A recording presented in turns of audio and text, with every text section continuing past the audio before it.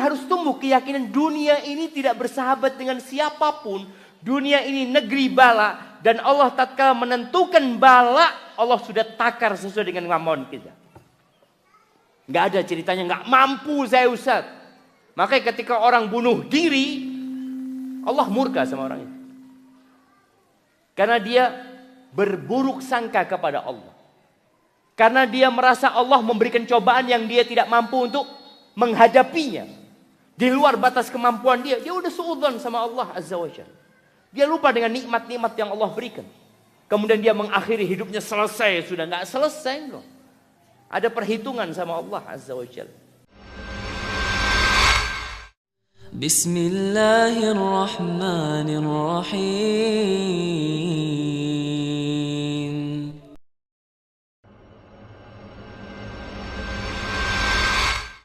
Ahibati fillah, ketahuilah bahwa dunia ini tidak bersahabat dengan siapapun. Camkan itu. Dunia ini tidak bersahabat dengan siapapun. Jangan pernah merasa ketika engkau taat sama Allah Azza wa Jal, dunia ini akan jadi surga buat kita. Engkau akan terlepas dari musibah.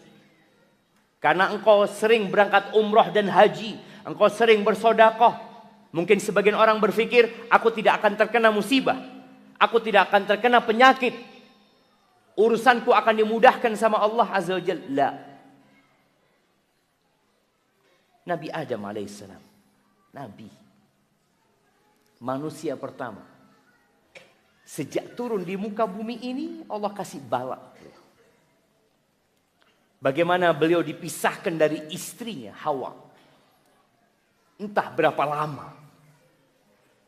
Kalau kita membaca tafsir para ulama tentang pertemuan Nabi Adam dan Hawa, ada banyak cerita, ada banyak versi.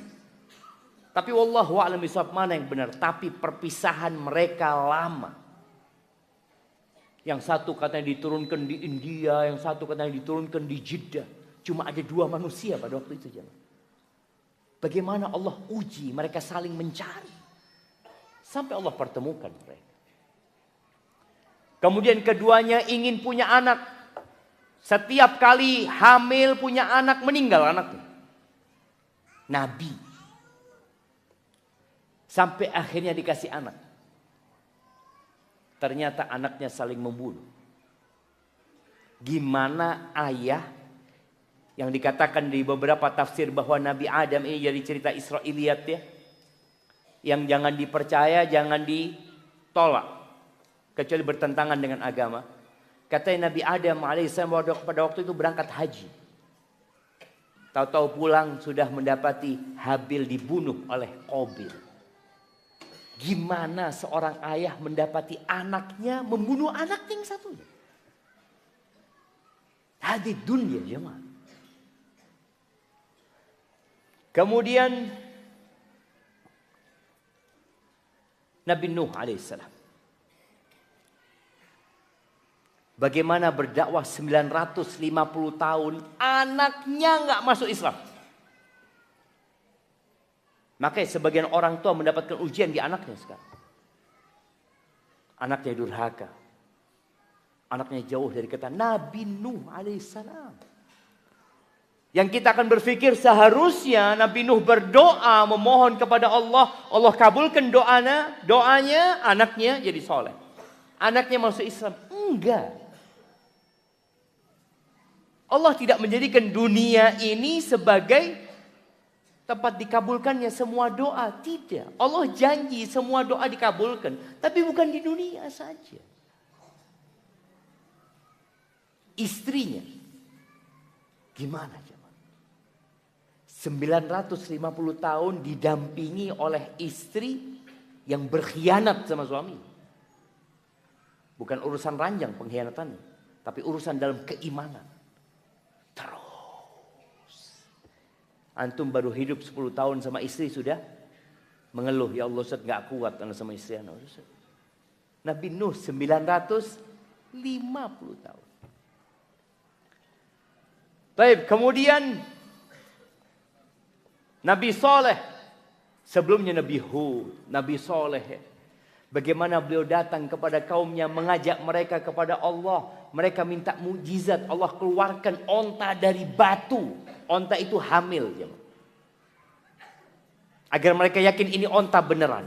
Dan onta itu punya anak. Apa yang dilakukan kaumnya? Dibunuh itu onta. Lalu mereka mau membunuh Nabi Saleh alaihissalam. Nabi Ibrahim. Siapa yang gak tahu dengan ceritanya Nabi Ibrahim? Anda ingin kita mulai sadar dengan hakikat kehidupan dunia ini. Sehingga tumbuh keyakinan yang membuat kita ringan menghadapi apapun dalam kehidupan. Nabi Ibrahim alaihissalam ditelanjangi, dilemparkan ke api. Nabi yang berdakwah mengajak kepada Allah. Kemudian beliau harus hijrah meninggalkan kaumnya. Kalau Nabi Nuh diuji sama anaknya, Nabi Ibrahim diuji sama bapaknya. Ayahnya sendiri.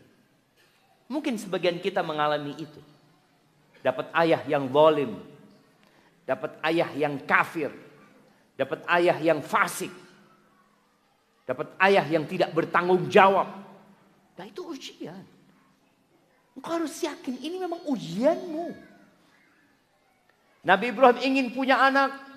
Nabi berdoa sampai umur 86 tahun. Baru dikasih anak. Antum baru umur 50 tahun sudah putus asa. Kayaknya saya nggak dikasih anak sama Allah. Ana sudah ke dokter. Ternyata ana mandul. Ternyata istri ana mandul. Baik. Dokter mengatakan itu. Dan secara medis mungkin nggak bisa punya anak. Tapi idza aradallahu amran. Kalau Allah ingin memutuskan sesuatu, Allah tinggal mengatakan kun, jadi. Iya, Nabi Ibrahim alaihissalam ingin punya anak sampai umur 86 tahun, baru Allah kasih. Dan Allah bisa kasih anak jamaah tanpa ada suami. Nabi Isa alaihissalam.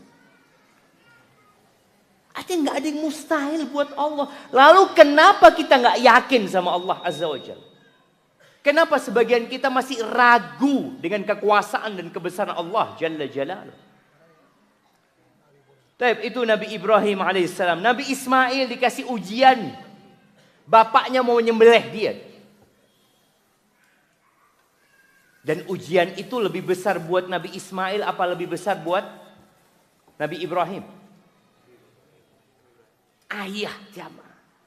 Harus nyembelih anaknya, nak aku nunggu engkau nak 86 tahun. Ditunggu nih anak. Sampai lahir bagaimana orang tua berpikir akan ada penerusnya. Yang melanjutkan dakwah juangan ini. Tahu-tahu datang perintah sembelih anak. Mau ngomong apa Nabi Ibrahim?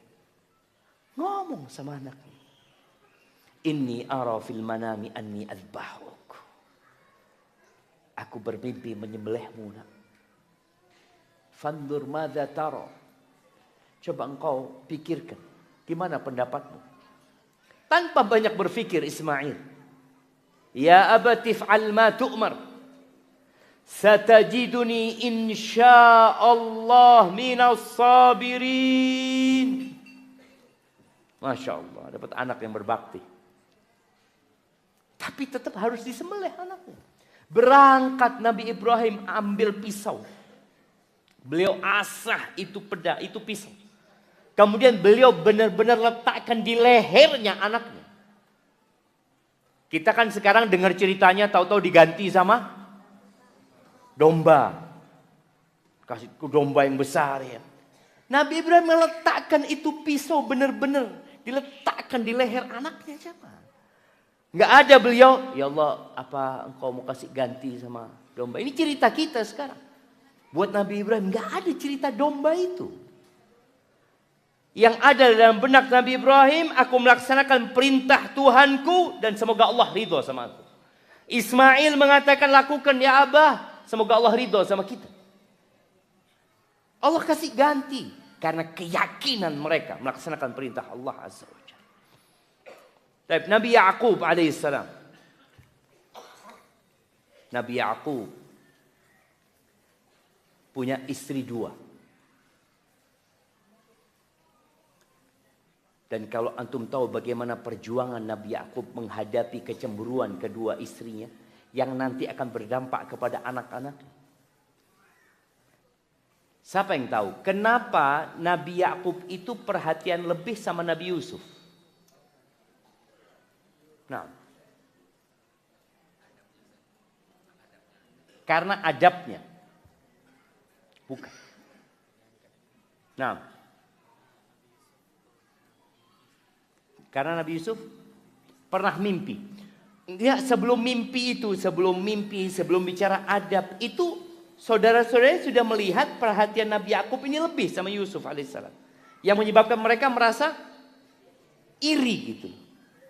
Nah,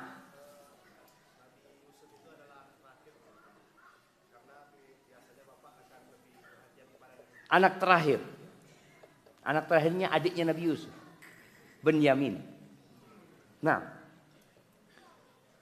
ya, karena ibunya Nabi Yusuf meninggal, kasihkan hadiah. Gak ada ibunya Nabi Yusuf ini. Jadi ketika Benyamin lahir meninggal ibunya. Mau tidak mau, sang ayah melihat ini gak ada emaknya gitu loh.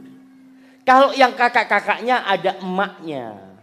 Sehingga Nabi Yakub memberikan perhatian itu bukan karena pilih kasih, tapi karena kondisi. Seperti kalau ada di rumah umpamanya, ada anak yang berkebutuhan khusus. Apakah akan disamakan dengan yang tidak berkebutuhan khusus? Enggak. Apakah kemudian sang kakak mengatakan ini pilih kasih ayah? Lu enggak, itu adikmu enggak bisa jalan. Yang ini habis enggak ada emaknya dia.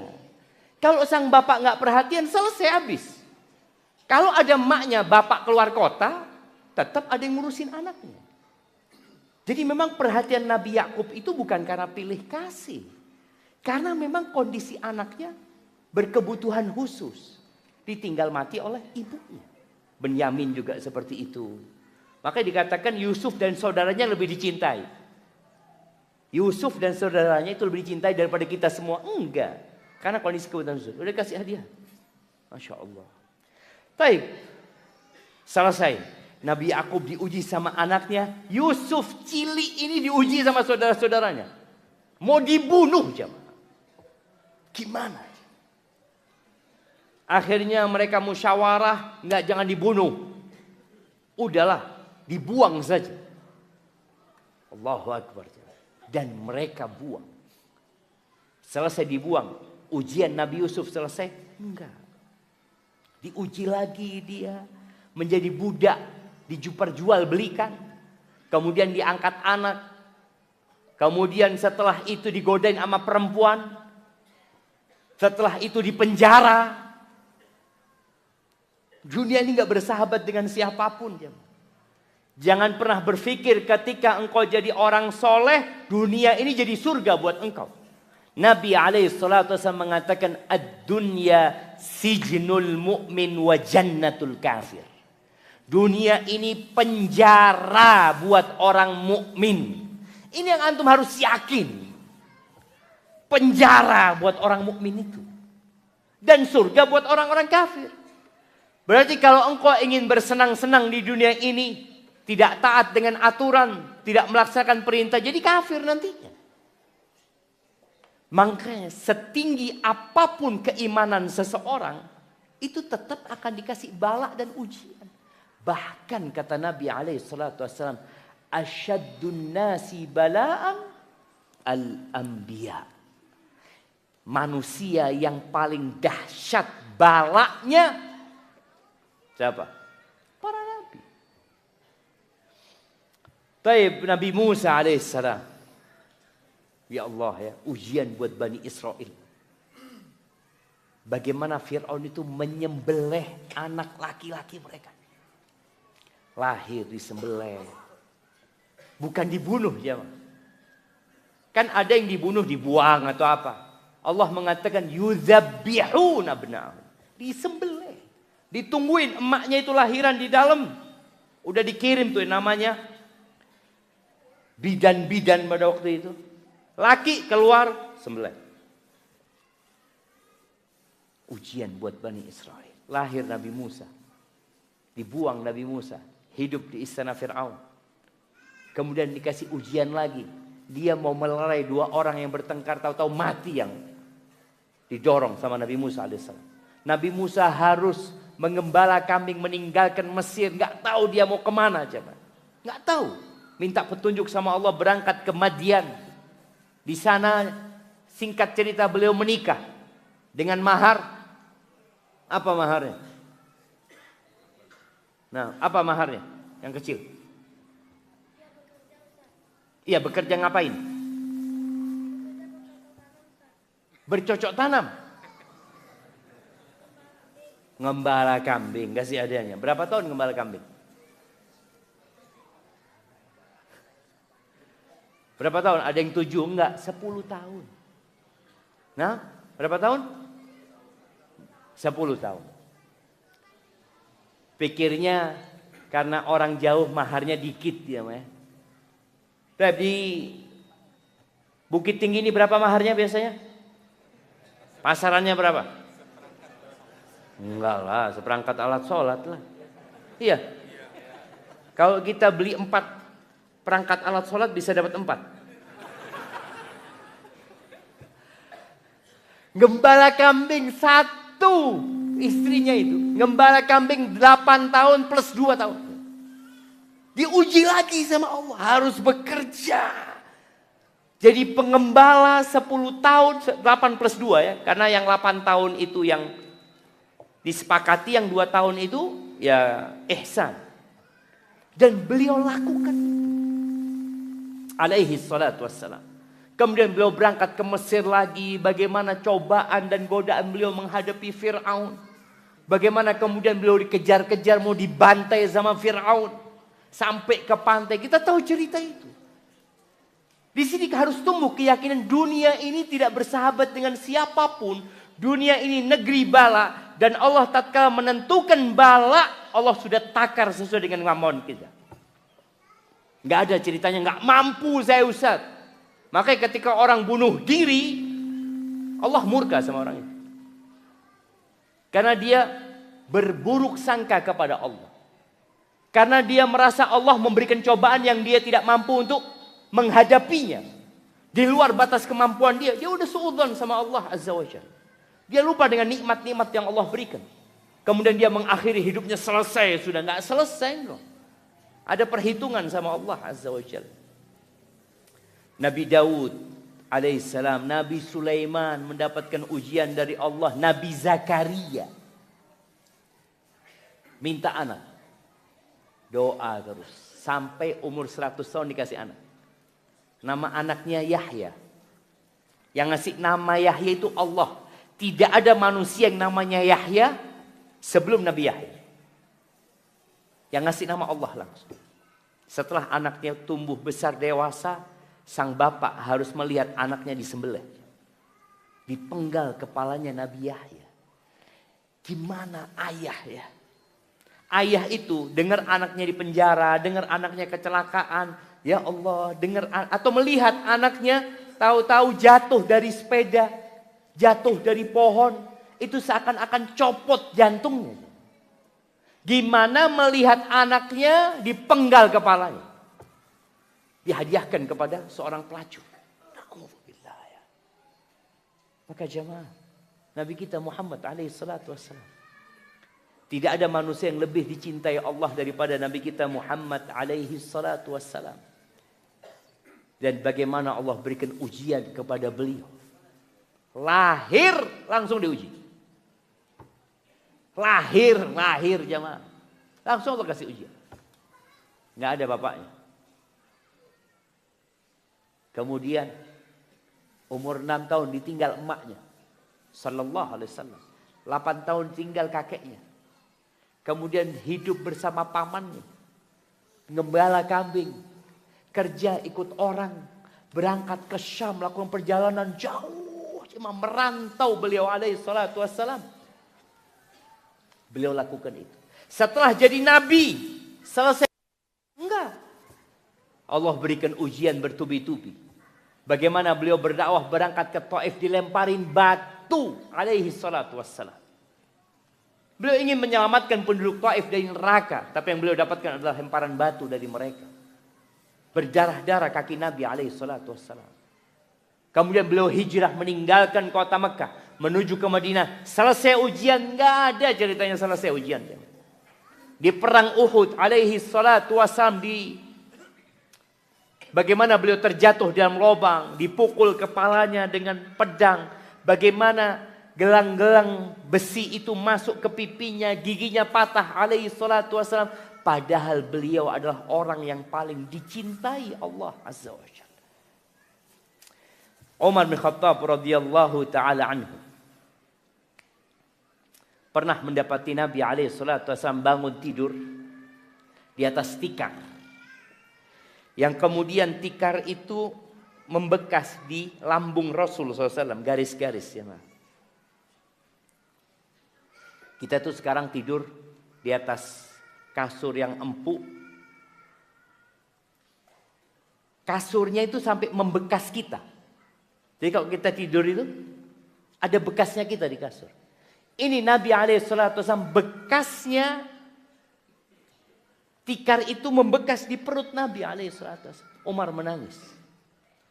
Umar mengatakan, ya Rasulullah, Kisra wa Kaisar. Itu Raja Persia, Kaisar Romawi. Mereka tidur di atas sutra. Mereka bergelimang harta dan kenikmatan. Engkau seperti ini ya Rasulullah. Apa kata Nabi SAW? Afi syakin anta ya Umar. Engkau ragu Umar. Ini bicara keyakinan. Engkau ragu ya Umar dengan kebenaran agama ini. Ala tardu an takuna lana al-akhirah wa lahum ad-dunya. Apa engkau enggak ridho buat kita akhirat kekal, abadi, selama-lamanya. Dan buat mereka dunia yang cuma sebentar ini. Di hadis lain beliau alaihi salatu wasallam mengatakan, mali walid dunya. Apa kepentinganku sama dunia ini Umar? Apa? Apa kepentingan kita dengan dunia? Aku itu hanya seperti musafir atau pengendara. Karakibin istadhalla tahta syajaratin. Yang istirahat di bawah pohon bernaung ya dari panasnya mentari. Thumma raha wa tarakaha. Kemudian pergi meninggalkan pohon itu selama-lamanya. Dan waktu di bawah pohon itu adalah fase kita di dunia. Berapa lama coba? Ada yang mau hidup 200 tahun? Kita doakan di sini. Semoga umurnya 220 tahun. Nah, orang ingin umur panjang tapi nggak terlalu panjang juga kata dia. Janganlah. Mau 150 tahun? Enggak. Karena tahu dia capek. Lelah dia dengan dunia ini. Dengan bertambah umurnya. Tadi ada yang ngomong sama anak. Ustaz datang ke Bukit Tinggi ini. Dari jenggotnya hitam Ustaz. Sampai banyak putihnya. Nah. Hadid dunia jemaah. Kita akan meninggalkan dunia ini. Maka kata Nabi alaihissalam, mali walid dunya, apa urusanku sama dunia? Sedangkan yang dalam benak kita musibah itu dunia terus. Yang kita beratkan.